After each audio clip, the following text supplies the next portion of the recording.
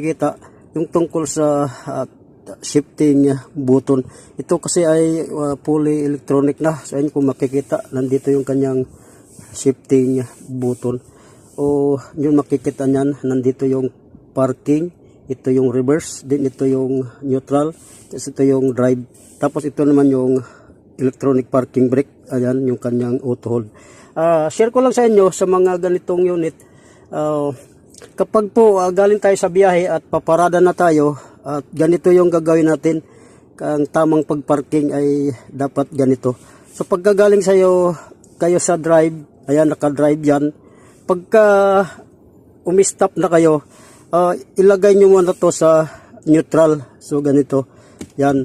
Then i-engage natin yung electronic parking brake. Ayan. Tapos saka na natin i-shift sa park. So ito yung